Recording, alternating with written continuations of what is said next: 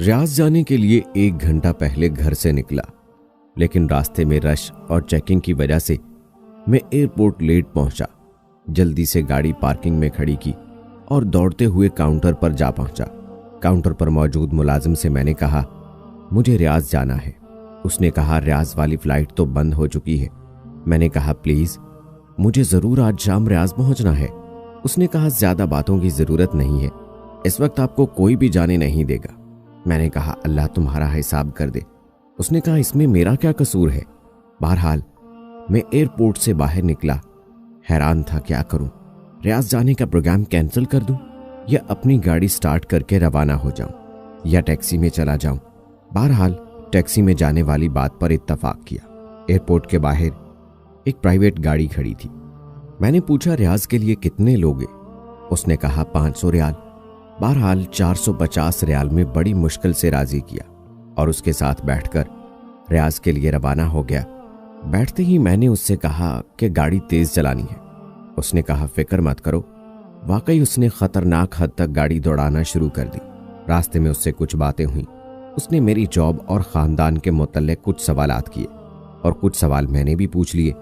اچانک مجھے اپنی والدہ کا خیال آیا کہ ان سے بات کر لوں۔ میں نے موبائل نکالا اور والدہ کو فون کیا۔ انہوں نے پوچھا بیٹے کہاں ہو؟ میں نے جہاز کے نکل جانے اور ٹیکسی میں سفر کرنے والی بات بتا دی۔ ماں نے دعا دی بیٹے اللہ تمہیں ہر قسم کے شر سے بچا دے۔ میں نے کہا انشاءاللہ جب میں ریاض پہنچ جاؤں گا تو آپ کو اطلاع دے دوں گا۔ قدرتی طور پر میرے دل پر ایک پریشانی چھا گئی اور مجھے ایسا لگ رہا تھا جیسے کوئی مصیبت میرا انتظار کر رہی ہو۔ اس کے بعد میں نے اپنی بیوی کو فون کیا۔ میں نے اسے بھی ساری بات بتا دی اور اسے ہدایت کی کہ بچوں کا خیال رکھے، بالخصوص چھوٹی بچی کا۔ اس نے کہا جب سے تم گئے ہو مسلسل آپ کے بارے میں پوچھ رہی ہے۔ میں نے کہا میری بات کرواؤ۔ بچی نے کہا بابا آپ کب آئیں گے؟ میں نے کہا ابھی تھوڑی دیر میں آ جاؤں گا۔ کوئی چیز چاہیے؟ وہ بولی ہاں میرے لیے چاکلیٹ لے آؤ۔ میں ہنسا اور کہا ٹھیک ہے۔ اس کے بعد میں اپنی سوچوں میں گم ہو گیا کہ اچانک ڈرائیور کے سوال نے مجھے چونکا دیا۔ پوچھا کیا میں سگریٹ پی سکتا ہوں؟ میں نے کہا بھائی تم مجھے ایک نیک اور سمجھدار انسان لگ رہے ہو، تم کیوں خود کو اور اپنے مال کو نقصان پہنچا رہے ہو؟ اس نے کہا میں نے پچھلے رمضان میں بہت کوشش کی کہ سگریٹ چھوڑ دوں لیکن کامیاب نہ ہو سکا۔ میں نے کہا اللہ تعالیٰ نے تمہیں بڑی قوت دی ہے، تم سگریٹ چھوڑنے کا معمولی سا کام نہیں کر سکتے؟ بہرحال اس نے کہا آج کے بعد میں سگریٹ نہیں پیوں گا۔ میں نے کہا اللہ تعالیٰ آپ کو ثابت قدمی عطا فرمائے، آمین۔ مجھے یاد پڑتا ہے کہ اس کے بعد میں نے گاڑی کے دروازے کے ساتھ سر لگایا کہ اچانک گاڑی سے زوردار دھماکے کی آواز آئی اور پتہ لگا کہ گاڑی کا ایک ٹائر پھٹ گیا ہے۔ میں گھبرایا اور ڈرائیور سے کہا سپیڈ کم کر دو اور گاڑی کو قابو کرو۔ اس نے گھبراہٹ میں کوئی جواب نہیں دیا۔ گاڑی ایک طرف نکل گئی اور کلا بازیاں کھاتی ہوئی ایک جگہ رک گئی۔ مجھے اس وقت اللہ نے توفیق دی کہ میں نے زور زور سے کلمہ شہادت پڑھا۔ مجھے سر میں چوٹ لگی تھی اور درد کی شدت سے ایسا محسوس ہو رہا تھا کہ سر پھٹا جا رہا ہے۔ میں جسم کے کسی حصے کو حرکت نہیں دے سکتا تھا۔ میں نے اپنی زندگی میں اتنا درد کبھی نہیں دیکھا تھا۔ میں بات کرنا چاہ رہا تھا لیکن بول نہیں سکتا تھا، جبکہ میری آنکھیں کھلی تھیں لیکن مجھے کچھ نظر نہیں آ رہا تھا۔ اتنے میں لوگوں کے قدموں کی آوازیں سنی جو ایک دوسرے سے کہہ رہے تھے کہ اسے ہلاؤ نہیں، سر سے خون نکل رہا ہے اور ٹانگیں ٹوٹ چکی ہیں۔ میری تکلیف میں اضافہ ہوتا چلا جا رہا تھا اور سانس لینے میں شدید دشواری محسوس کر رہا تھا۔ مجھے اندازہ ہوا کہ شاید میری موت آ گئی ہے۔ اس وقت مجھے گزری زندگی پہ جو ندامت ہوئی میں اسے الفاظ میں بیان نہیں کر سکتا۔ مجھے پتا چلا کہ اب مجھے موت سے کوئی نہیں بچا سکتا۔ اس کہانی کے آخر میں بتاؤں گا کہ اس کی کیا حقیقت ہے۔ یہاں پر ہر بھائی بہن تصور کرے کہ جو کچھ ہو رہا ہے میرے ساتھ ہو رہا ہے، کیونکہ ان قریب ہم سب کو اس ملتے جلتے حالات سے سابقہ پیش آنا ہے۔ اس کے بعد لوگوں کی آوازیں آنا بند ہو گئی۔ میری آنکھوں کے سامنے مکمل تاریکی چھا گئی اور میں ایسا محسوس کر رہا تھا جیسے میرے جسم کو چھریوں سے کاٹا جا رہا ہو۔ اتنے میں مجھے ایک سفید ریش آدمی نظر آیا۔ اس نے مجھے کہا بیٹے یہ تمہاری زندگی کی آخری گھڑی ہے، میں تمہیں نصیحت کرنا چاہتا ہوں کیونکہ اللہ تعالیٰ نے مجھے تمہارے پاس بھیجا ہے۔ میں نے پوچھا کیا ہے نصیحت؟ اس نے کہا عیسائیت کی ترغیب، خدا کی قسم اس میں تمہاری نجات ہے، اگر تم اس پر ایمان لائے تو تمہیں اپنے گھر والوں کو لوٹا دوں گا اور تمہاری روح واپس لے آؤں گا، جلدی سے بولو، ٹائم ختم ہوا جا رہا ہے۔ مجھے اندازہ ہوا یہ شیطان ہے۔ مجھے اس وقت جتنی بھی تکلیف تھی اور جتنی بھی اذیت سے دوچار تھا، لیکن اس کے باوجود اللہ اور اس کے رسول پر پکا ایمان تھا۔ میں نے اسے کہا، جاؤ اللہ کے دشمن، میں نے اسلام کی حالت میں زندگی گزاری ہے اور مسلمان ہو کر مروں گا۔ اس کا رنگ زرد پڑ گیا، بولا، تمہاری نجات اسی میں ہے کہ تم یہودی یا نصرانی مر جاؤ، ورنہ میں تمہاری تکلیف بڑھا دوں گا اور تمہاری روح قبض کر دوں گا۔ میں نے کہا، موت تمہارے ہاتھ میں نہیں ہے، جو بھی ہو میں اسلام کی حالت میں ہی مروں گا۔ اتنے میں اس نے اوپر دیکھا اور دیکھتے ہی بھاگ نکلا۔ مجھے لگا جیسے کسی نے اسے ڈرایا ہو۔ اچانک میں عجیب قسم کے چہروں والے اور بڑے بڑے جسموں والے لوگ دیکھے۔ وہ آسمان کی طرف سے آئے اور کہا، السلام علیکم۔ میں نے کہا، وعلیکم السلام۔ اس کے بعد وہ خاموش ہو گئے اور ایک لفظ بھی نہیں بولے۔ ان کے پاس کفن تھے۔ مجھے اندازہ ہوا کہ میری زندگی ختم ہو گئی۔ ان میں سے ایک بہت بڑا فرشتہ میری طرف آیا اور کہا، اے نیک روح، اللہ کی مغفرت اور اس کی خوشنودی کی طرف نکلا۔ یہ بات سن کر میری خوشی کا ٹھکانہ نہیں رہا۔ میں نے کہا، اللہ کے فرشتے، میں حاضر ہوں۔ اس نے میری روح کھینچ لی۔ مجھے اب ایسا محسوس ہو رہا تھا جیسے میں نیند اور حقیقت کے مابین ہوں۔ ایسا لگا کہ مجھے جسم سے آسمان کی طرف اٹھایا جا رہا ہے۔ میں نے نیچے دیکھا تو پتہ چلا کہ لوگ میرے جسم کے ارد گرد کھڑے ہیں اور انہوں نے میرے جسم کو ایک کپڑے سے ڈھانپ دیا۔ ان میں سے کسی نے کہا، انا للہ و انا الیہ راجعون۔ میں نے دو فرشتوں کو دیکھا کہ وہ مجھے وصول کر رہے ہیں اور مجھے کفن میں ڈال کر اوپر کی طرف لے جا رہے ہیں۔ میں نے دائیں بائیں دیکھا تو مجھے افق کے علاوہ کچھ نظر نہیں آیا۔ مجھے بلندی سے بلندی کی طرف لے جایا جا رہا تھا۔ ہم بادلوں کو چیرتے چلے گئے جیسے کہ میں ایک جہاز میں بیٹھا ہوں، یہاں تک کہ پوری زمین مجھے ایک گیند کی طرح نظر آ رہی تھی۔ میں نے ان دو فرشتوں سے پوچھا، کیا اللہ مجھے جنت میں داخل کرے گا؟ انہوں نے کہا، اس کا علم اللہ تعالیٰ کی ذات کو ہے، ہمیں صرف تمہاری روح لینے کی ذمہ داری سونپی گئی ہے اور ہم صرف مسلمانوں پر مامور ہیں۔ ہمارے قریب سے کچھ اور فرشتے گزر گئے جن کے پاس ایک روح تھی اور اس سے ایسی خوشبو آ رہی تھی کہ میں نے اپنی زندگی میں اتنی زبردست خوشبو کبھی نہیں سونگھی تھی۔ میں نے حیرانگی کے عالم میں فرشتوں سے پوچھا کہ یہ کون ہے؟ اگر مجھے معلوم نہ ہوتا کہ اللہ کے رسول صلی اللہ علیہ وآلہ وسلم دنیا سے رحلت کر گئے ہیں تو میں کہتا کہ یہ ان کی روح ہوگی۔ انہوں نے کہا کہ یہ ایک فلسطینی کی روح ہے جسے یہودیوں نے تھوڑی دیر پہلے قتل کیا جبکہ وہ اپنے دین اور وطن کی مدافعت کر رہا تھا۔ اس کا نام ابو العبد ہے۔ میں نے کہا، کاش میں شہید ہو کر مرتا۔ اس کے بعد کچھ اور فرشتے ہمارے قریب سے گزرے اور ان کے پاس ایک روح تھی جس سے سخت بدبو آ رہی تھی۔ میں نے پوچھا کہ کون ہے؟ انہوں نے کہا، یہ بتوں اور گائے کو پوجنے والا ایک ہندو ہے جسے تھوڑی دیر پہلے اللہ تعالیٰ نے اپنے عذاب سے ہلاک کر دیا۔ میں نے شکر کیا کہ شکر ہے میں کم از کم مسلمان مرا ہوں۔ میں نے کہا، میں نے آخرت کے سفر کے حوالے سے بہت پڑھا ہے، لیکن یہ جو کچھ ہو رہا ہے میں نے کبھی اس کا تصور نہیں کیا۔ انہوں نے کہا، شکر کرو مسلمان مرے ہو، لیکن ابھی تمہارے سامنے سفر بہت لمبا ہے اور بے شمار مراحل ہیں۔ اس کے بعد ہم فرشتوں کے ایک بہت بڑے گروہ کے پاس سے گزر گئے اور ہم نے انہیں سلام کیا۔ انہوں نے پوچھا، یہ کون ہے؟ میرے ساتھ والے دو فرشتوں نے جواب دیا کہ یہ ایک مسلمان ہے جو تھوڑی دیر پہلے حادثے کا شکار ہو گیا اور اللہ نے ہمیں اس کی روح قبض کرنے کا حکم دیا۔ مسلمانوں کے لیے بشارت ہے کیونکہ یہ اچھے لوگ ہیں۔ میں نے فرشتوں سے پوچھا، یہ کون لوگ ہیں؟ انہوں نے کہا، یہ وہ فرشتے ہیں جو آسمان کی حفاظت کرتے ہیں اور یہاں سے شیطانوں پر شہاب پھینکتے رہتے ہیں۔ میں نے کہا، یہ تو اللہ تعالیٰ کی بہت عظیم مخلوق ہے۔ انہوں نے کہا، ان سے بھی زیادہ عظیم فرشتے ہیں۔ میں نے پوچھا، کون ہیں؟ وہ بولے، جبرائیل علیہ السلام اور عرش کو اٹھانے والے فرشتے، اور یہ سب مخلوق ایسی ہے کہ اللہ تعالیٰ کے حکم کی سرتابی نہیں کیا کرتے۔ وہ اللہ کے دیے ہوئے کسی حکم کی نافرمانی نہیں کرتے اور جو حکم دیا جاتا ہے اسے بجا لاتے ہیں۔ اس کے بعد ہم مزید اوپر چڑھتے گئے۔ یہاں تک کہ آسمان دنیا پر پہنچ گئے۔ میں اس وقت ایک خوف اور کرب کے عالم میں تھا کہ نامعلوم آگے کیا ہوگا۔ میں نے آسمان کو بہت بڑا پایا اور اس کے اندر دروازے تھے جو بند تھے، اور ان دروازوں پر فرشتے تھے جن کے جسم بہت بڑے تھے۔ 2 فرشتوں نے کہا السلام علیکم ورحمۃ اللہ، اور ان کے ساتھ میں نے بھی یہی الفاظ دہرائے۔ دوسرے فرشتوں نے جواباً کہا وعلیکم السلام ورحمۃ اللہ وبرکاتہ، اور انہوں نے کہا رحمت کے فرشتوں اہلاً و سہلاً، ضرور یہ مسلمان ہی ہوگا۔ میرے ساتھ والے فرشتے نے کہا ہاں یہ مسلمان ہے۔ انہوں نے کہا تم اندر آ سکتے ہو، کیونکہ آسمان کے دروازے صرف مسلمانوں کے لیے کھلتے ہیں۔ کافروں کے بارے میں اللہ تعالیٰ کا حکم ہے، کافروں کے لیے آسمان کے دروازے نہیں کھلیں گے۔ ہم اندر آ گئے تو بہت ساری عجیب چیزیں دیکھیں۔ پھر ہم آگے بڑھے اور اوپر چڑھنا شروع کیا، یہاں تک کہ دوسرا، تیسرا، چوتھا، پانچواں، چھٹا اور بالآخر 7واں آسمان پر جا پہنچے۔ یہ آسمان باقی تمام آسمانوں سے بڑا نظر آیا، جیسے ایک بہت بڑا سمندر۔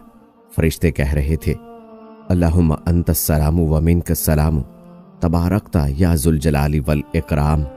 مجھ پر ایک بہت بڑی ہیبت طاری ہوئی، سر نیچے کیا اور آنسو جاری ہوئے۔ اللہ تعالیٰ نے میرے بارے میں حکم صادر فرمایا کہ میرے اس بندے کا عمل نام علیین میں لکھ دو اور اسے زمین کی طرف واپس لے جاؤ، کیونکہ میں نے انہیں زمین سے پیدا کیا، اسی میں ان کی واپسی ہوگی، اور ایک بار پھر اسی زمین سے انہیں اٹھاؤں گا۔ شدید روب، ہیبت اور خوشی کے ملے جلے جذبات میں نے کہا پروردگار تو پاک ہے، لیکن ہم نے تیری وہ بندگی نہیں کی جو ہونی چاہیے تھی۔ فرشتے مجھے لے کر واپس زمین کی طرف روانہ ہوئے، اور جہاں جہاں سے گزرتے گئے دوسرے فرشتوں کو سلام کرتے گئے۔ میں نے راستے میں ان سے پوچھا کیا میں اپنے جسم اور گھر والوں کے متعلق جان سکتا ہوں؟ انہوں نے کہا اپنے جسم کو عنقریب تم دیکھ لو گے، لیکن جہاں تک تمہارے گھر والوں کا تعلق ہے ان کی نیکیاں آپ کو پہنچتی رہیں گی، لیکن تم انہیں دیکھ نہیں سکتے۔ اس کے بعد وہ مجھے زمین پر لے آئے اور کہا اب تم اپنے جسم کے ساتھ رہو، ہمارا کام ختم ہو گیا، اب قبر میں تمہارے پاس 2 فرشتے آئیں گے۔ میں نے کہا اللہ تعالیٰ آپ کو جزائے خیر دے، کیا میں پھر کبھی آپ کو دیکھ سکوں گا؟ انہوں نے کہا قیامت کے دن، اور اس کے ساتھ ان پر ہیبت طاری ہوئی۔ پھر انہوں نے کہا اگر تم اہل جنت میں سے نکلے تو ہم ساتھ ساتھ ہوں گے انشاءاللہ۔ میں نے پوچھا جو کچھ میں نے دیکھا اور سنا، کیا اس کے بعد بھی میرے جنت جانے میں کوئی شک رہ گیا ہے؟ انہوں نے کہا تمہارے جنت جانے کے بارے میں اللہ ہی بہتر جانتا ہے۔ تمہیں جو عزت و اکرام ملا ہے وہ اس لیے کہ تم مسلمان مرے ہو، لیکن تمہیں اعمال کی پیشی اور میزان سے ضرور سابقہ پیش آنا ہے۔ مجھے اپنے گناہ یاد آئے اور کہا کہ زور زور سے رو۔ انہوں نے کہا اپنے رب سے نیک گمان کرو، کیونکہ وہ کسی پہ ظلم ہرگز نہیں کرتا۔ اس کے بعد انہوں نے سلام کیا اور بڑی تیزی سے اوپر کی طرف اٹھ گئے۔ میں نے اپنے جسم پر نظر دوڑائی، میری آنکھیں بند تھیں اور میرے ارد گرد میرے بھائی اور والد صاحب رو رہے تھے۔ اس کے بعد میرے جسم پر پانی ڈالا گیا تو مجھے پتا چلا کہ مجھے غسل دیا جا رہا ہے۔ ان کے رونے سے مجھے تکلیف ملتی تھی، اور جب میرے والد دعا کرتے کہ اللہ تعالیٰ تم پر رحم فرمائے تو ان کی یہ بات مجھے راحت پہنچاتی تھی۔ اس کے بعد میرے جسم کو سفید کفن پہنایا گیا۔ میں نے اپنے دل میں کہا افسوس میں اپنے جسم کو اللہ کی راہ میں ختم کرتا، کاش میں شہید مرتا۔ افسوس میں ایک گھڑی بھی اللہ کے ذکر یا نماز یا عبادت کے بغیر نہ گزارتا، کاش میں شب و روز اللہ کی راہ میں مال خرچ کرتا۔ افسوس، ہائے افسوس۔ اتنے میں لوگوں نے میرا جسم اٹھایا۔ میں اپنے جسم کو دیکھ رہا ہوں، لیکن نہ تو اس کے اندر جا سکتا ہوں اور نہ دور ہو سکتا ہوں۔ ایک عجیب سی صورتحال سے دوچار تھا۔ مجھے جب اٹھایا گیا تو جو چیز میرے لیے اس وقت تکلیف دہ تھی وہ میرے گھر والوں کا رونا تھا۔ میرا دل چاہ رہا تھا میں اپنے ابا سے کہہ دوں ابا جان پلیز رونا بند کر دیں، بلکہ میرے لیے دعا کریں، کیونکہ آپ کا رونا مجھے تکلیف دے رہا ہے۔ میرے رشتہ داروں میں اس وقت جو کوئی میرے لیے دعا کرتا تو اس سے مجھے راحت مل جاتی تھی۔ مجھے مسجد پہنچایا گیا اور وہاں اتارا گیا، اور میں نے سنا کہ لوگ نماز پڑھنے لگے۔ مجھے شدید خواہش ہوئی کہ میں بھی ان کے ساتھ نماز میں شریک ہو جاؤں۔ میں نے سوچا کتنے خوش قسمت ہیں یہ لوگ کہ نیکیاں کما رہے ہیں جبکہ میرا عمل نامہ بند ہو گیا ہے۔ نماز ختم ہوئی تو مؤذن نے اعلان کیا۔ امام میرے قریب آیا اور نماز جنازہ شروع کی۔ میں حیران ہوا کہ وہاں بہت سارے فرشتے آ گئے جو ایک دوسرے سے باتیں کر رہے تھے کہ نماز پڑھنے والے کتنے لوگ ہیں اور ان میں کتنے موحد ہیں جو اللہ کے ساتھ شرک نہیں کرتے۔ چوتھی تکبیر میں نے دیکھا کہ فرشتے کچھ لکھ رہے ہیں۔ مجھے اندازہ کہ وہ لوگوں کی دعائیں لکھ رہے ہوں گے۔ اس وقت میرے دل میں خواہش پیدا ہوئی کہ امام اس رکعت کو مزید لمبی کر دے، کیونکہ لوگوں کی دعاؤں سے مجھے عجیب سی راحت اور سرور مل رہا تھا۔ نماز ختم ہوئی اور مجھے اٹھا کر قبرستان کی طرف لے گئے۔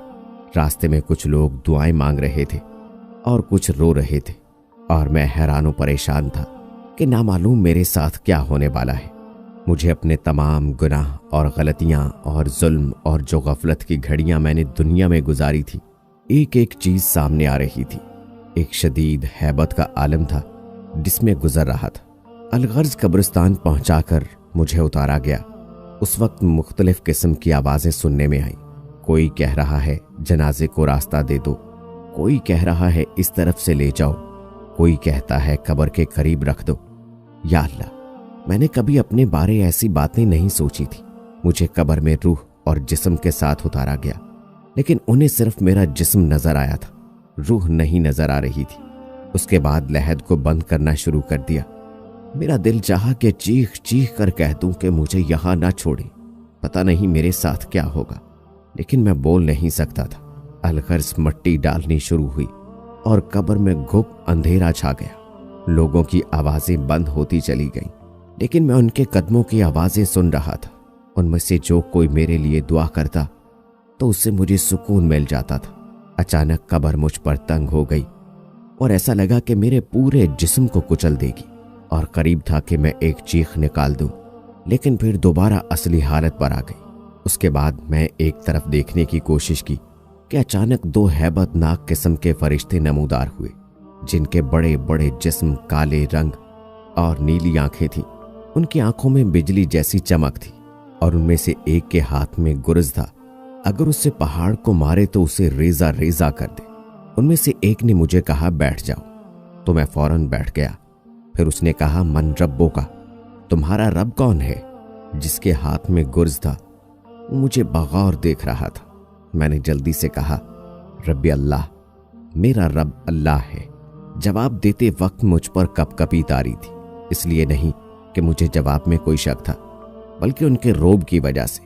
پھر اس نے مزید دو سوال کیے کہ تمہارا نبی کون ہے اور تمہارا دین کون سا ہے؟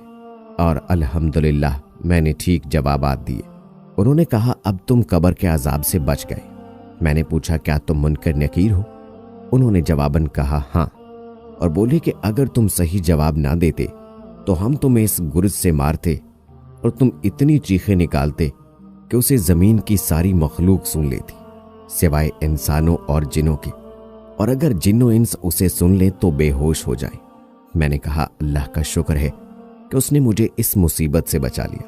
اس کے بعد وہ چلے گئے اور ان کے جانے سے مجھے قدر اطمینان حاصل ہوا۔ ان کے چلے جانے کے ساتھ ہی مجھے سخت گرمی محسوس ہوئی اور مجھے لگا کہ میرا جسم جلنے والا ہے، جیسے کہ جہنم سے کوئی کھڑکی کھولی گئی ہو۔ اتنے میں دو اور فرشتے نمودار ہوئے اور کہا السلام علیکم ورحمۃ اللہ وبرکاتہ۔ میں نے جواب دیا وعلیکم السلام ورحمۃ اللہ وبرکاتہ۔ انہوں نے کہا ہم فرشتے ہیں، ہم قبر میں تمہارے اعمال تمہیں پیش کرنے آئے ہیں تاکہ قبر میں قیامت تک تمہیں اپنی نیکیوں کا جو بدلہ ملنا چاہیے وہ بدلہ مل جائے۔ میں نے کہا اللہ کی قسم، جس سختی اور اذیت سے میں دوچار ہوں میں نے کبھی اس کے متعلق سوچا نہیں تھا۔ پھر میں نے پوچھا کیا میں ایک سوال کر سکتا ہوں؟ انہوں نے کہا کر لو۔ میں نے پوچھا کیا میں اہل جنت میں سے ہوں، اور کیا اتنی ساری تکلیفیں جھیلنے کے بعد بھی میرے لیے جہنم جانے کا خطرہ ہے؟ انہوں نے کہا تم ایک مسلمان ہو، اللہ اور اس کے رسول صلی اللہ علیہ وآلہ وسلم پر ایمان لائے ہو، لیکن جنت جانے کا علم ایک اللہ کے علاوہ کسی کو نہیں ہے۔ بہرحال اگر تم جہنم چلے بھی گئے تو وہاں ہمیشہ نہیں رہو گے، کیونکہ تم موحد ہو۔ یہ سن کر میری آنکھوں سے آنسو جاری ہو گئے۔ اور میں نے کہا اگر اللہ نے مجھے دوزخ بھیج دیا تو پتہ نہیں میں وہاں کتنا عرصہ رہوں گا۔ انہوں نے کہا اللہ تعالیٰ سے امید رکھو کیونکہ وہ بہت کریم ہے، اور اب ہم تمہارے اعمال پیش کر رہے ہیں، تمہارے بلاغت سے وقت سے تمہارے ایکسیڈنٹ کے وقت تک۔ انہوں نے کہا سب سے پہلے ہم نماز سے شروع کرتے ہیں کیونکہ کافر اور مسلمان کے مابین فرق کرنے والی چیز نماز ہے، لیکن فی الحال تمہارے سارے اعمال معلق ہیں۔ میں نے حیرانگی سے پوچھا میں نے اپنی زندگی میں بہت سارے نیک اعمال کیے ہیں، آخر میرے اعمال معلق کیوں ہیں؟ اور اس وقت جو میں اپنے جسم میں دنیا جہاں کی گرمی محسوس کر رہا ہوں، اس کی کیا وجہ ہے؟ انہوں نے کہا اس کی وجہ یہ ہے کہ تمہارے اوپر قرضہ ہے جو تم نے مرنے سے پہلے ادا نہیں کیا ہے۔ میں رو پڑا اور میں نے کہا کیسے؟ اور یہ جو میرے اعمال معلق ہیں، کیا اس کی وجہ بھی یہی ہے؟ میرا سوال ابھی پورا نہیں ہوا تھا کہ میری قبر میں اچانک روشنی آ گئی اور ایک ایسی خوشبو پھیل گئی کہ ایسی خوشبو نہ میں نے اپنی زندگی میں کبھی سونگھی اور نہ مرنے کے بعد۔ اس روشنی سے آواز آئی السلام علیکم ورحمۃ اللہ وبرکاتہ۔ میں نے کہا وعلیکم السلام ورحمۃ اللہ وبرکاتہ۔ میں نے پوچھا تم کون ہو؟ اس نے کہا میں سورہ ملک ہوں، میں اس لیے آئی ہوں کہ اللہ سے تیرے لیے مدد طلب کر دوں کیونکہ تم نے میری حفاظت کی تھی اور تمہارے رسول اللہ صلی اللہ علیہ وآلہ وسلم نے تمہیں بتا دیا تھا کہ جو کوئی سورہ ملک پڑھے گا قبر میں وہ اس کے لیے نجات کا ذریعہ ہوگی۔ میں بہت خوش ہوا۔ میں نے کہا میں نے بچپن میں تمہیں حفظ کر لیا تھا اور میں ہمیشہ نماز میں اور گھر میں تیری تلاوت کیا کرتا تھا، اس وقت تمہاری اشد ضرورت ہے۔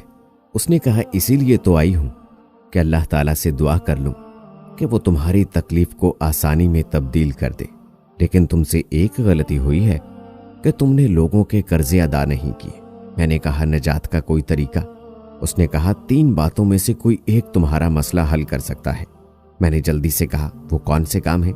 اس نے کہا پہلے یہ بتا دو کہ تم نے کوئی کاغذ لکھ چھوڑا ہے جسے دیکھ کر تمہارے ورثہ وہ قرضہ ادا کر دیں۔ ورثہ کا نام سن کر میرے آنسو نکل آئے۔ مجھے تمام گھر والے، امی، ابو، بیوی، بہن، بھائی اور بچے یاد آئے۔ پتہ نہیں میرے بعد ان کا کیا حال ہوگا۔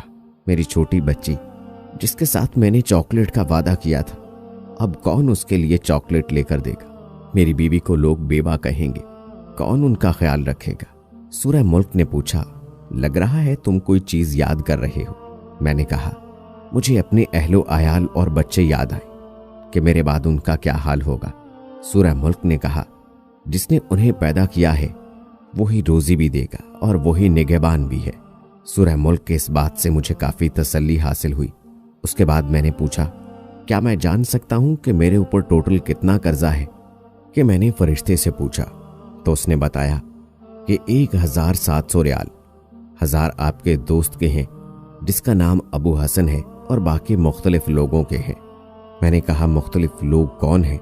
اس نے کہا دراصل بلاغت سے لے کر آخری دن تک تم سے کئی بار اس بارے میں کوتاہی ہوئی ہے، اس طرح قرضہ بڑھ گیا ہے۔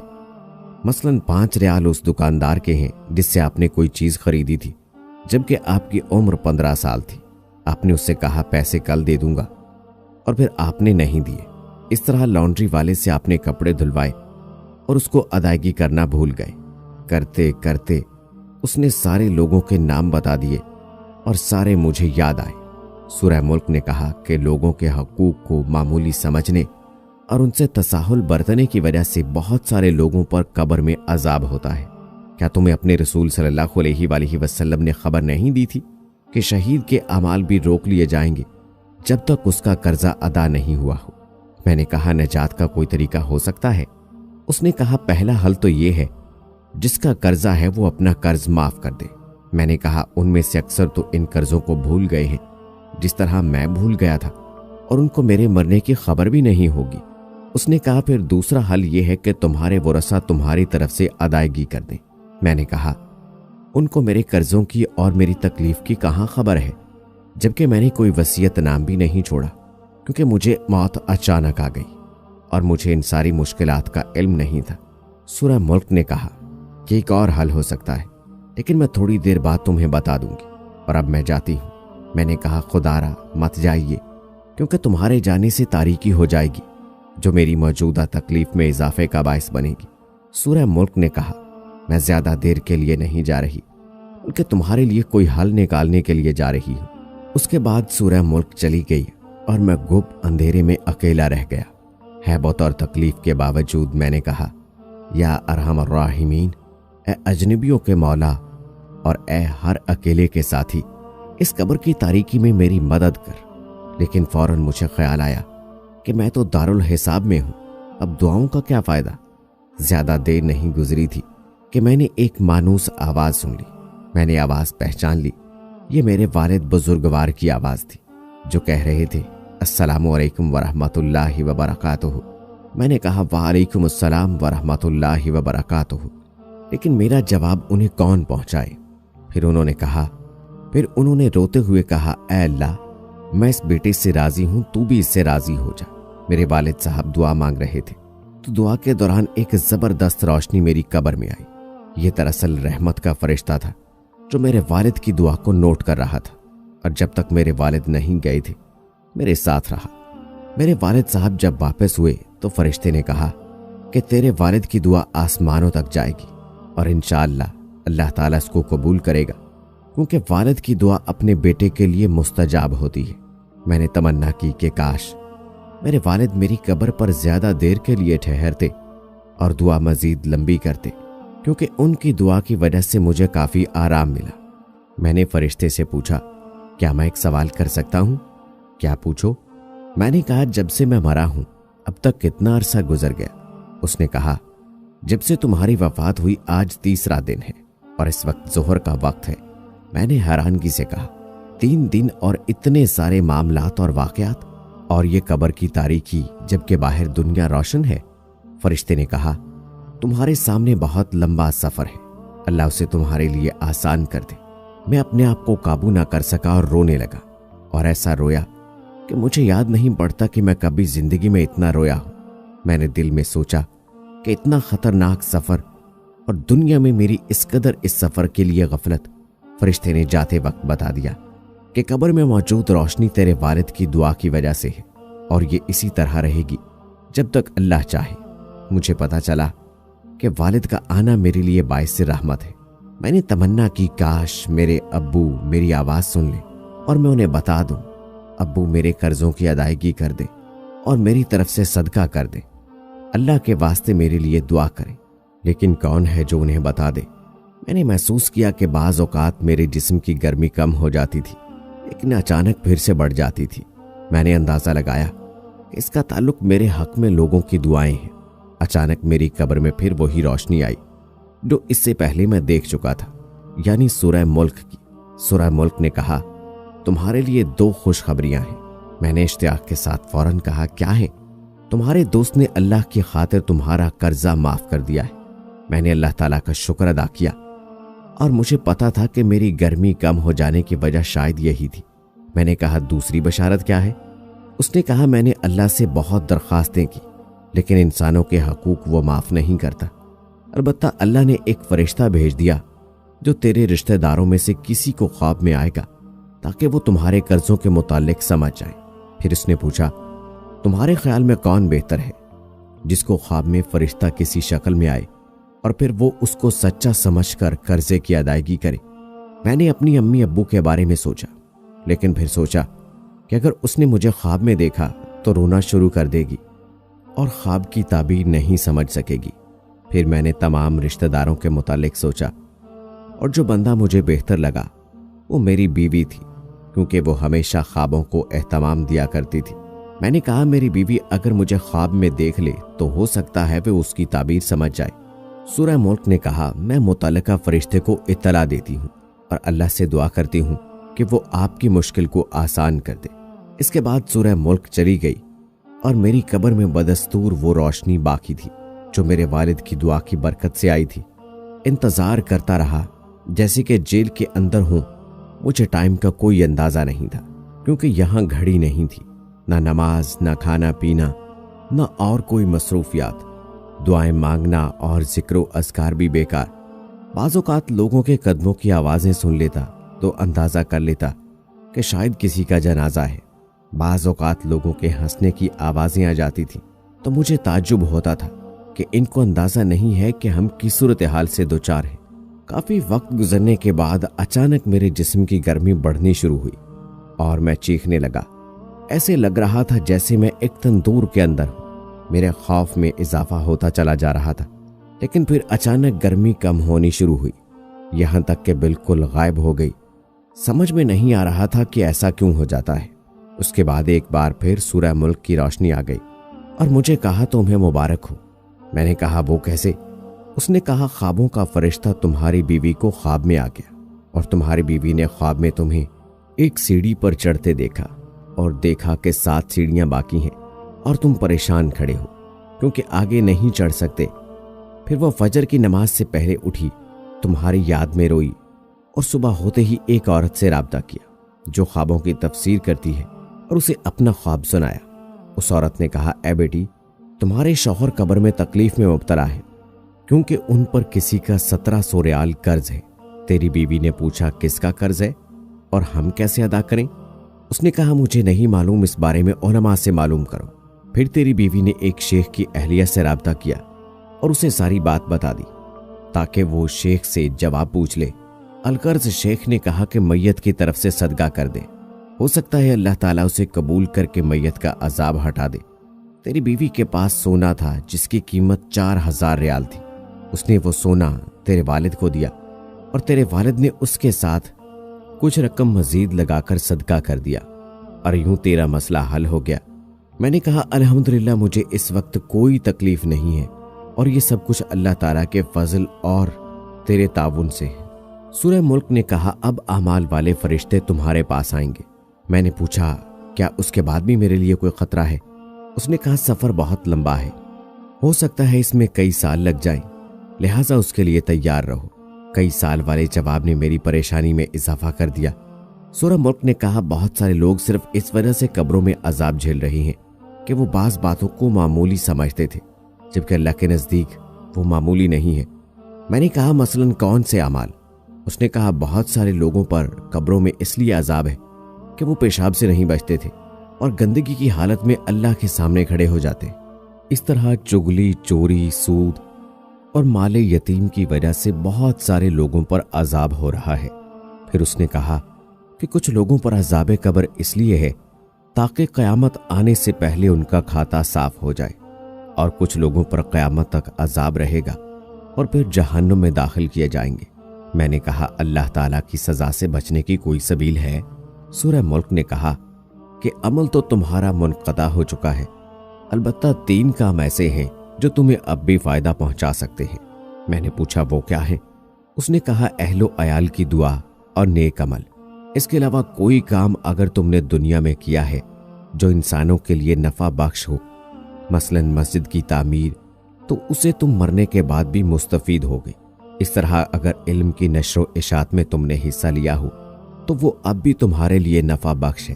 میں نے کہا میں کتنا بدبخت ہوں کہ دنیا میں کتنے عمل کے مواقع تھے جس سے میں نے کوئی فائدہ نہیں اٹھایا، اور آج بے یار و مددگار قبر میں پڑا ہوں۔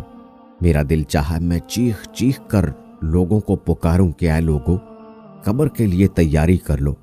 خدا کی قسم اگر تم لوگوں نے وہ کچھ دیکھا جو میں نے دیکھا تو مسجدوں سے باہر نہیں نکلو گے اور اللہ کی راہ میں سارا مال لگا دو گے۔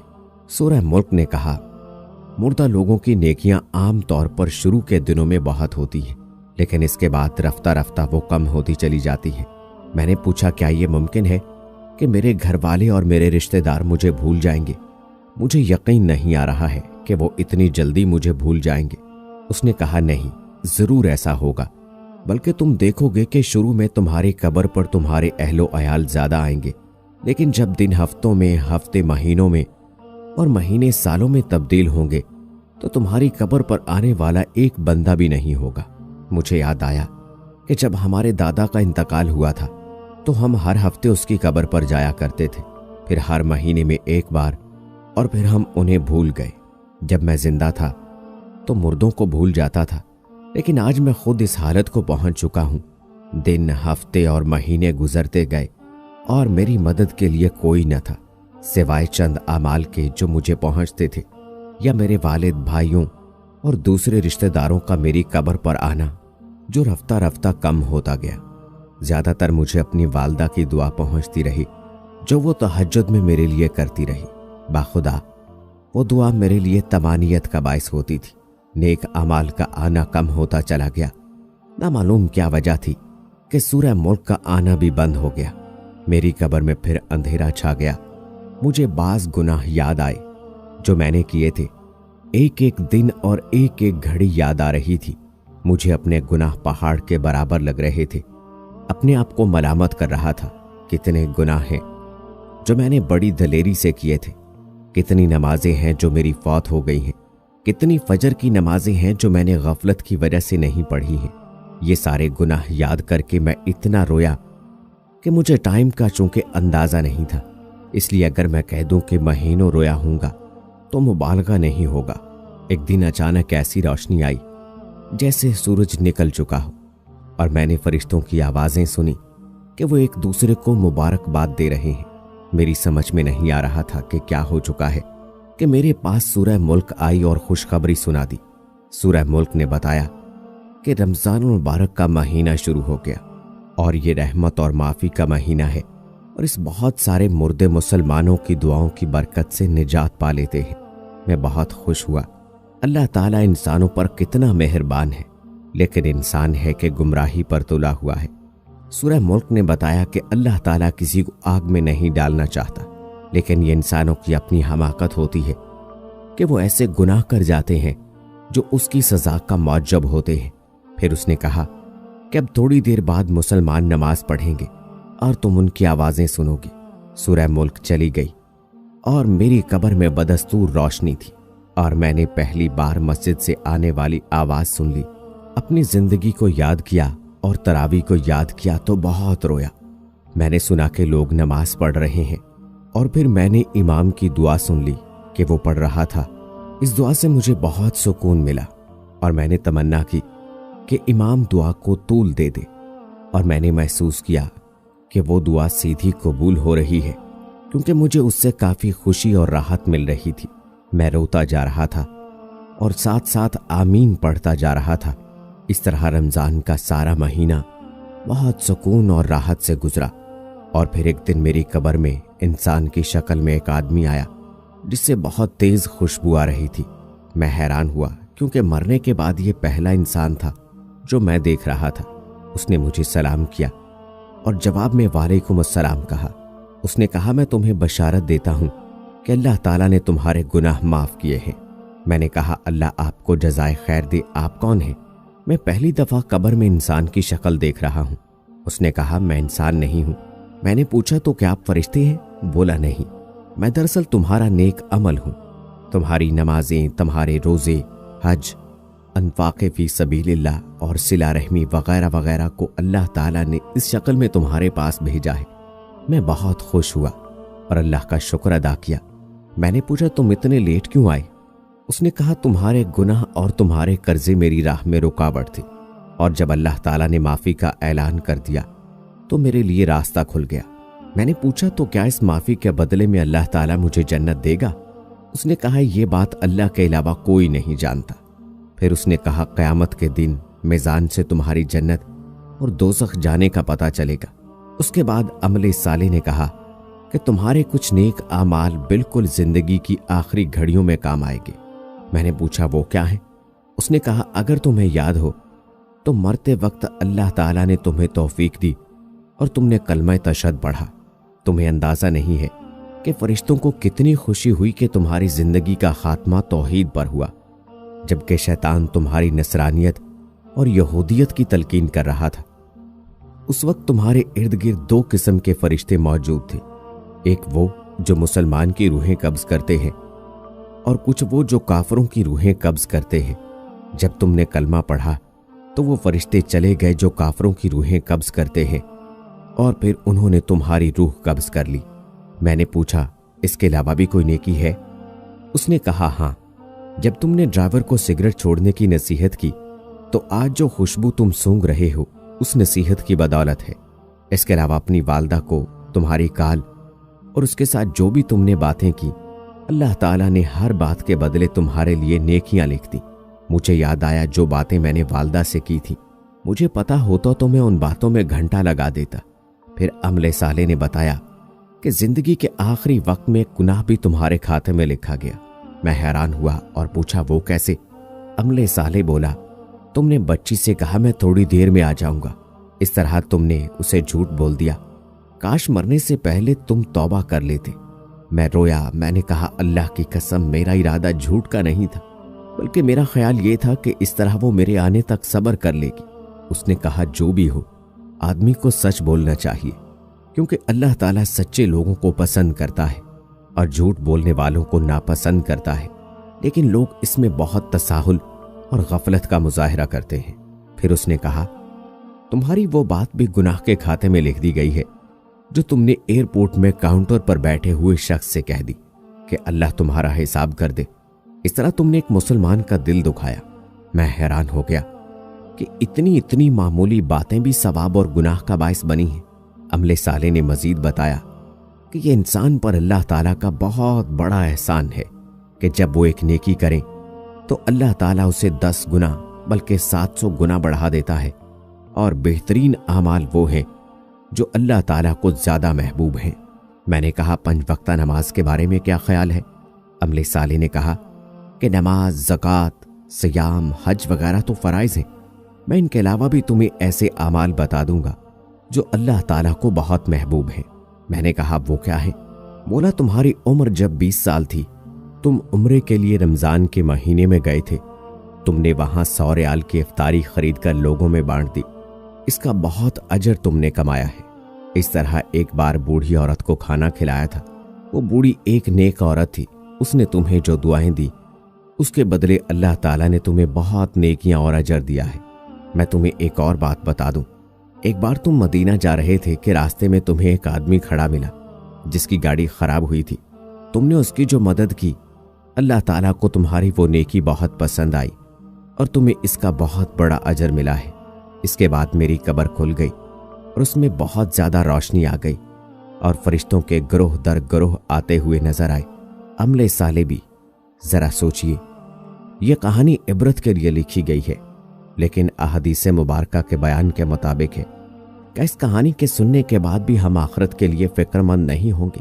کیا اس کہانی کے بعد بھی ہم گناہ کریں گے؟ کمنٹ باکس میں اس حوالے سے رائے ضرور دیجیے گا۔ مجھے اجازت دیجیے، اللہ حافظ۔